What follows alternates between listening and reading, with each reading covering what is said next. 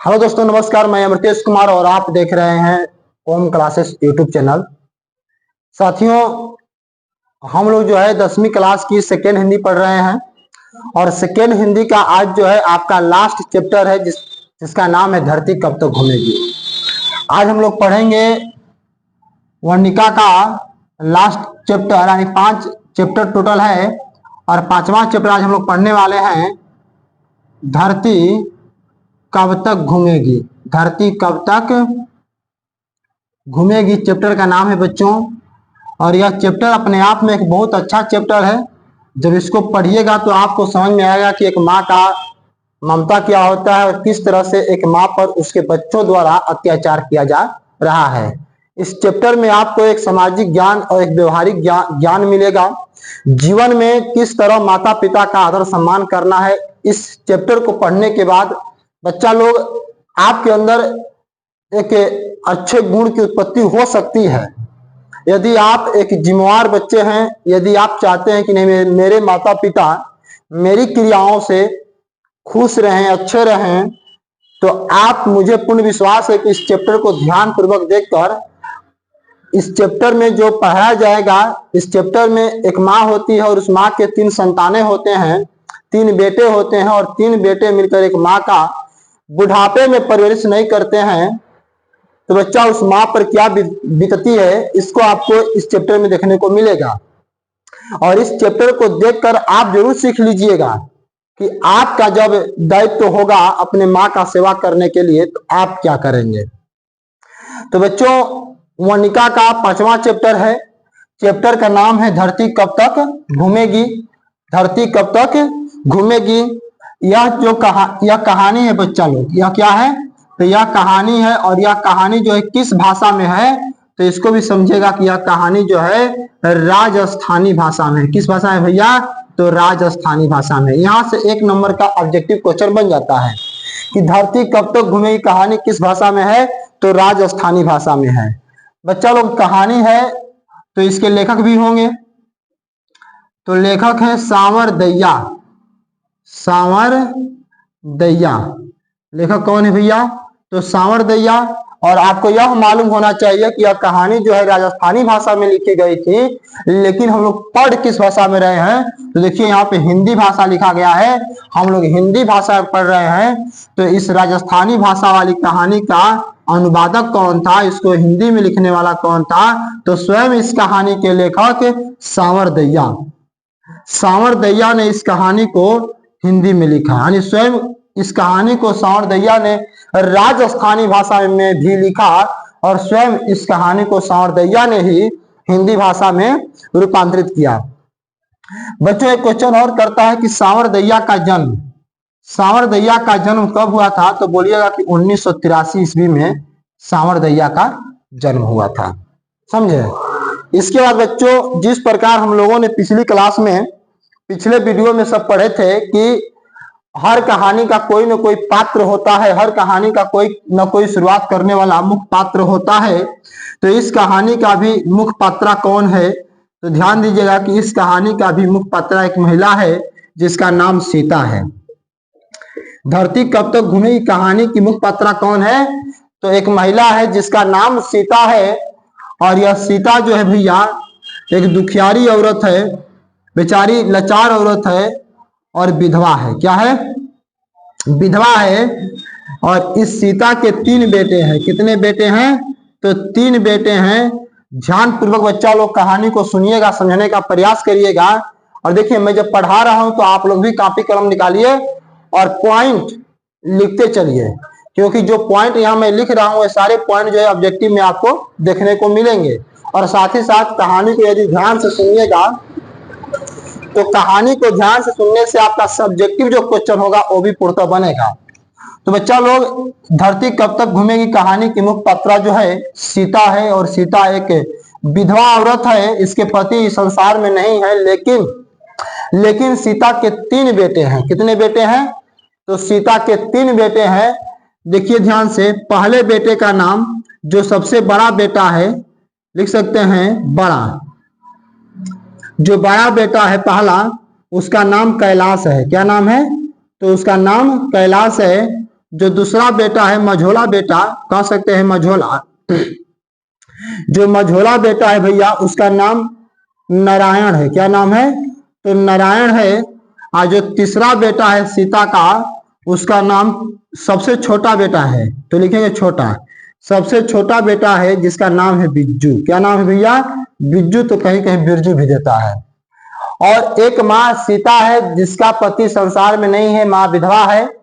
और इस सीता जो माँ है इसके 3 बेटे हैं। बड़े बेटे का नाम कैलाश है, मझोले बेटे का नाम नारायण है, और छोटे बेटे का नाम, जो छोटा सबसे छोटा बेटा है उसका नाम बिज्जू है। बच्चा लोग, एक माँ है और उस माँ के 3 बेटे हैं, 3 बेटे, और ये तीनों बेटे जो है बड़े हो गए हैं, और ये माँ जो है इन तीनों बेटों की शादी विवाह कर देती है। तो शादी विवाह करने के बाद तीनों बेटों की पत्नियां आती हैं। कैलाश की पत्नी का नाम होता है राधा, याद करके रखिएगा बच्चा लोग, और नारायण की पत्नी का नाम होता है भंवरी। तो वहीं बिज्जू के पत्नी का नाम होता है पुष्पा, पुष्पा। बच्चा लोग याद करेगा कि कैलाश की पत्नी का नाम क्या है? कैलाश की पत्नी का नाम क्या है? तो राधा। मझोला जो बेटा नारायण है उसके पत्नी का नाम क्या है? भंवरी। और जो छोटा बेटा बिज्जू है उसके पत्नी का नाम क्या है? तो पुष्पा नाम है। बच्चा लोग, होता क्या है कि 3 बेटे और 3 बहू, 3 बेटे और 3 बहू मिलकर एक माँ का सेवा नहीं कर पाते हैं, एक माँ का सेवा नहीं कर पाते हैं। और ये माँ जो है अपने ही घर में अपने बेटे और अपने बहुओं के अत्याचार से ग्रसित रहती है, और यह माँ जो है परेशान रहती है। किस कद्र माँ पर ये बहुएं और ये 3 बेटे अत्याचार करते हैं, कहानी के अगले पड़ाव में आपको देखने को मिलेगा। बच्चे 3 बहू हैं, और तीनों बहुएं जो हैं, तो इन तीनों बहुओं से संतानें उत्पन्न होते हैं। तो आपसे क्वेश्चन करेगा कि सीता के नाती पोते कितने थे? नाती पोते, तो बोलिएगा, देख भाई बोलना होगा कि कैलाश, नारायण और बिज्जू, 3 बेटे और 3 बहुएं।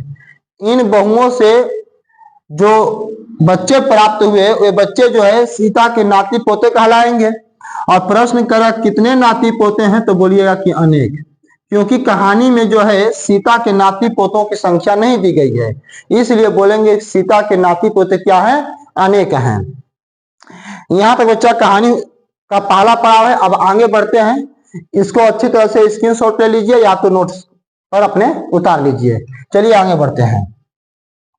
अब होता क्या है बच्चों कि 3 बेटे और 3 बहू मिलकर एक माँ सीता का सेवा नहीं कर पाते हैं।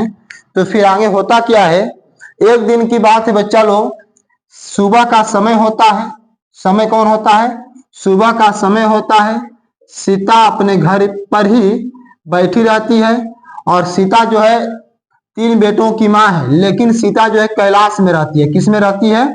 कैलाश में रहती है। 2 बेटे अपना अलग चूल्हा चौकी जलाते हैं, अपना अलग भोजन बनाते हैं, अपने बाल बच्चों को, बीवी को लेकर अलग 2 बच्चे नारायण और बिज्जू रह रहे हैं। लेकिन माँ किस में है? ये सीता किस में है? ये माँ, कैलाश की माँ जो है सीता किस में है? तो कैलाश में रह रही है। बच्चा सुबह का समय था, सुबह का समय था, और कैलाश जो है सुबह सुबह चाय लेकर किसको दे रहा है? तो सीता को दे रहा है, अपनी माँ को दे रहा है, और कह रहा है कि माँ लो चाय पी लो। और चाय देते समय यह कैलाश जो है अपने भाइयों से भी कहता है, तो भाइयों से क्या कहता है सुनिए ध्यान से। यहीं से कहानी जो है मोड़ लेने वाली है बच्चा लोग, और यहीं से कहानी जो है अपना असली स्वरूप दिखाने वाली है। सुबह का समय था, कैलाश सीता को चाय दे रहा था। चाय देकर सीता अपने भाइयों से कहा कि क्या माँ को, यानी सीता को, क्या माँ को केवल खिलाने पिलाने की जिम्मा मेरी है? खिलाने पिलाने की जिम्मा मेरी है। मतलब एक तरह से देखा जाए तो क्रोधित होकर बोल रहा है कौन? कि क्या केवल माँ को खिलाने पिलाने की जिम्मेवारी मेरी ही है? फिर कहता है कैलाश अपने भाइयों से कि माँ के संतान तुम लोग भी तो हो, माँ के संतान तुम लोग भी तो हो। किससे कह रहा है कैलाश? तो अपने भाइयों से। किससे? तो अपने भाई मतलब कि नारायण से, नारायण से, और भैया बिज्जू से कह रहा है कैलाश, बिज्जू से कह रहा है कैलाश कि माँ के संतान तुम लोग भी तो हो, क्या केवल मैं ही माँ को खिलाने पिलाने का ठेका ले रखा है? ऐसा कौन बोल रहा है? तो कैलाश बोल रहा है। फिर कैलाश कह रहा है कि माँ का जो संपत्ति था, संपत्ति, उस संपत्ति का बंटवारा तुम लोगों में भी तो हुआ है।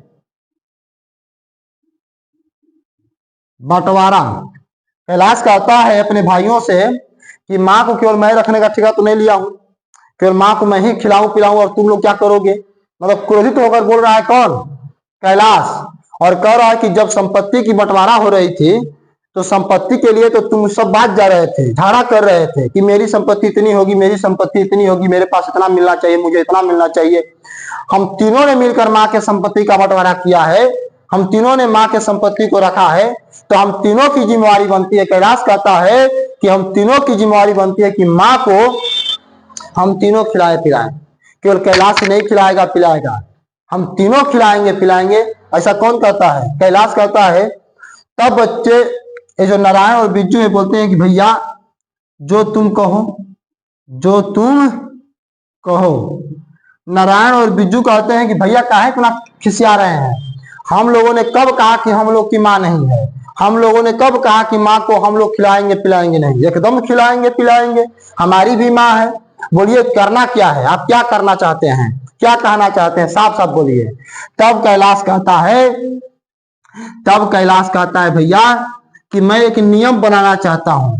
कैलाश का नियम देखिए, सीता के लिए कैलाश क्या बनाना चाहता है? तो एक नियम बनाना चाहता है। और नियम में कहता है कैलाश अपने नारायण भाई से और बिज्जू भाई से कि माँ को, जो माँ है यानी सीता जो है, माँ को एक एक महीना, एक एक माह कह सकते हैं, महीना कह सकते हैं, एक एक महीना, एक एक माह जो है तीनों जन रखेंगे,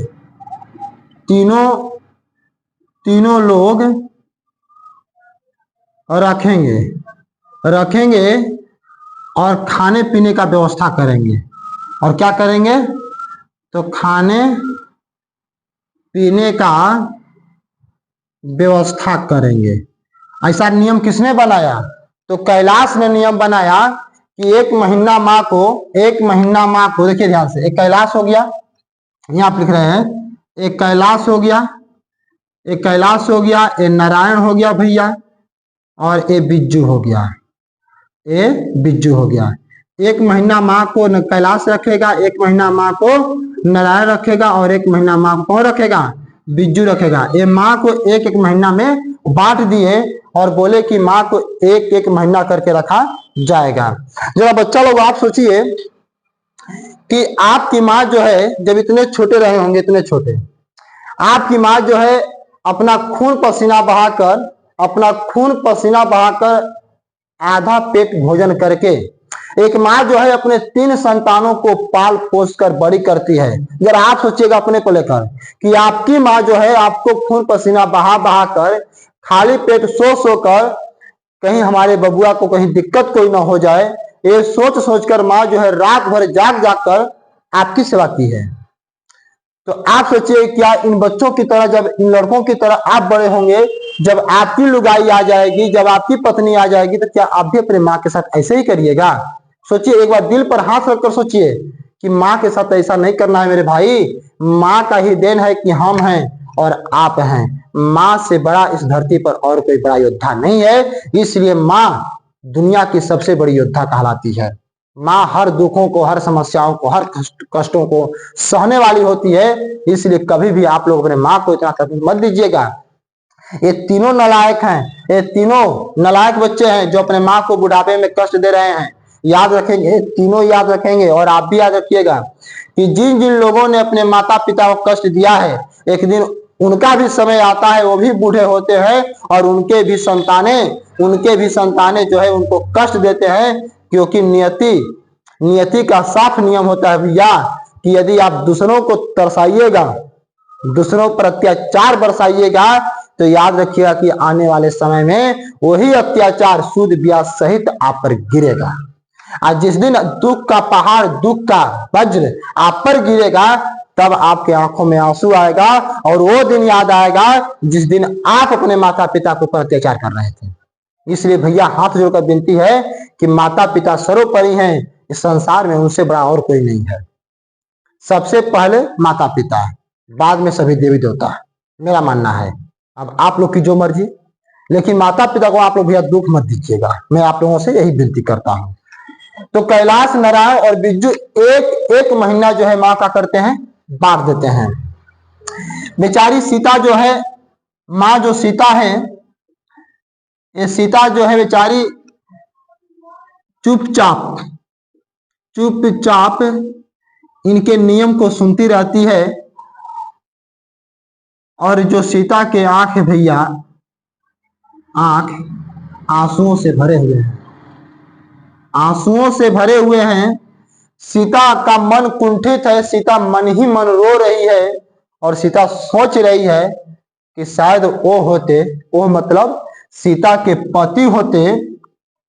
सीता मने मन सोच रही है, कुंठित हो रही है, अपने ही घर में अपने आप को बेगानी समझ रही है और कह रही है कि मेरे पति होते तो इन तीनों की इतनी मजाल नहीं थी कि इस तरह मुझे एक एक महीना में बांट दे और मुझे 2 वक्त की रोटी के लिए ये लोग तरसा दे। इन लोग की मजाल नहीं होती अगर वो होते, मतलब सीता के पति होते। ऐसा सीता सोच रही है।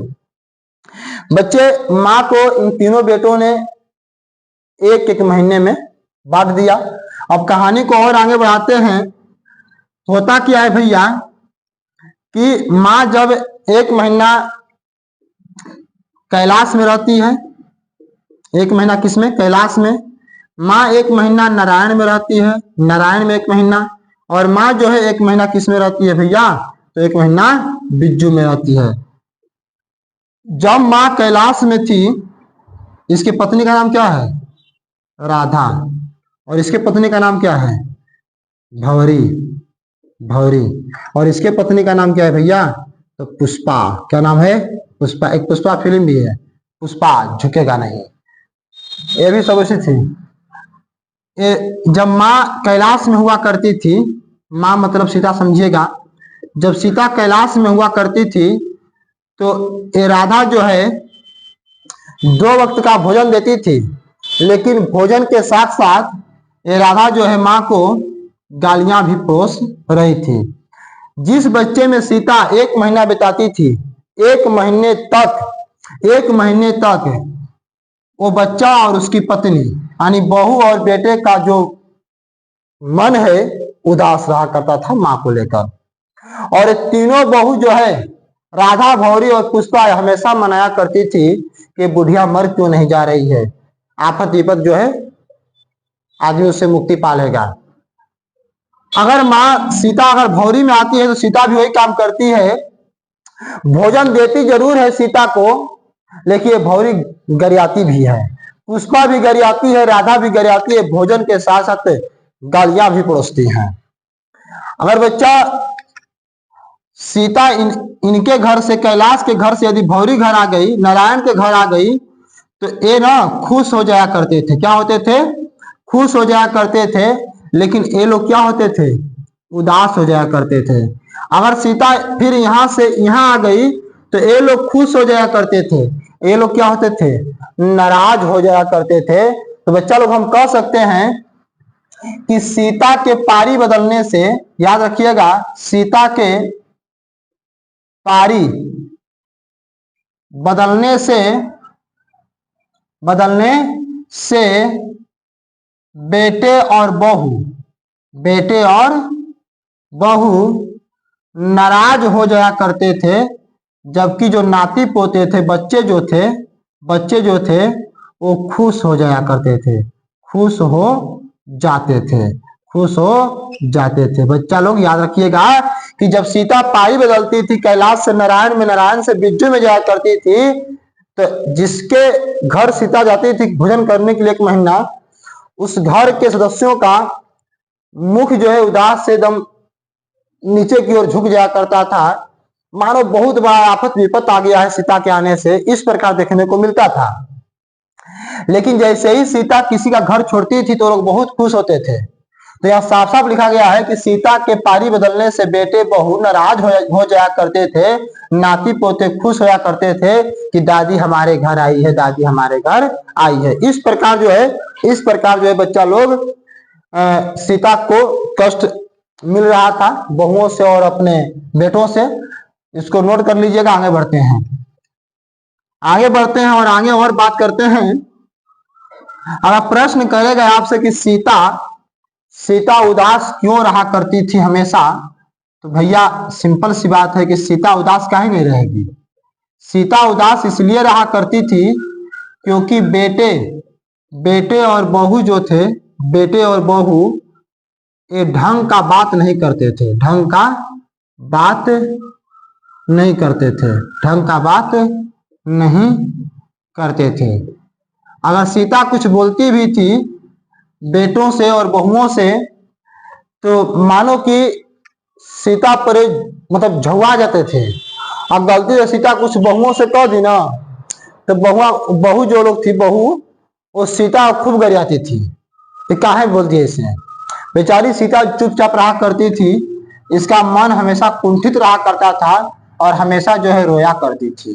क्या करती थी? तो रोया करती थी। क्यों नहीं रोएगी भाई? जिसके 3 बेटे और 3 बहू होने के बावजूद भी एक माँ को 2 वक्त के भोजन के लिए तरसना पड़े, वो उस माँ के आंखों में हमेशा आंसू ही भरा रहेगा। और ऐसा सीता के साथ हो रहा था। ऐसा किसके साथ हो रहा था बच्चा? तो सीता के साथ हो रहा था। आगे आपसे एक प्रश्न करेगा कि 2 रोटी 3 बेटे, 2 रोटी 3 बेटे 1 माँ, यह किस कहानी से ली गई है, चाहे किस कहानी में दिया है? तो बोलिए कि 2 रोटी 3 बेटे और 1 माँ, यह जो कहानी है धरती कब तक घूमेगी से ली गई है। धरती कब तक घूमेगी से है। 2 रोटी 3 बेटे और 1 माँ किससे है? तो धरती कब तक घूमेगी से ली गई है। आगे बच्चे अगर यदि बात करें कि जो 3 बेटे हैं, याद रखिएगा बहुत इंपॉर्टेंट टॉपिक है। जो 3 बेटे हैं, 3 बेटे, ये जो 3 बेटे हैं माँ को 1 महीना वाले नियम में बांध दिए थे कि 1 महीना माँ जो है सबके घर भोजन करेगी, सबके घर रहेगी। और प्रश्न करेगा कि 1 महीना वाला माँ का जो पारी बदलने वाला नियम था 1 महीना वाला, तो एक महीना पारी बदल कर माँ जो है कैलाश, नारायण और बिज्जू में कब तक अपने जीवन का गुजर बसर की है। तो बच्चा लोग 1 महीने वाला नियम जो है 5 वर्षों तक चला। कौ वर्षों तक चला? तो 5 वर्षों तक चला। 1 महीना वाला नियम कौ वर्षों तक चला? तो 5 वर्षों तक चला। बच्चा लोग इतना जो है कहानी का पहला दृश्य है, कहानी का प्रथम भाग है। और यह जो वीडियो होगा आपका, यह जो वीडियो होगा पार्ट 1 होगा और एक पार्ट 2 जो है बनाकर कल अपलोड कर दिया जाएगा। अच्छी तरह से देखिए जब आप लोग देख रहे हैं ना तो काम करिए कि वीडियो को देखने के बाद एक काम करिए आप लोग कि जो आपका ऑब्जेक्टिव का किताब है, बुक है उसको देखिए। और जो सब्जेक्टिव क्वेश्चन है उसको देखिए। बच्चा लोग मैं विश्वास दिला रहा हूं कि यदि आप ईमानदारी से सुनेंगे, कहानी को समझने का प्रयास करेंगे, अपने तर्क का प्रयोग करेंगे तो टोटल ऑब्जेक्टिव बनाइएगा और सब्जेक्टिव बनेगा, पूर्णतः मुझे विश्वास है। और आपकी ईमानदारी, आपका संघर्ष जो है आपको आगे बढ़ाएगा। धन्यवाद।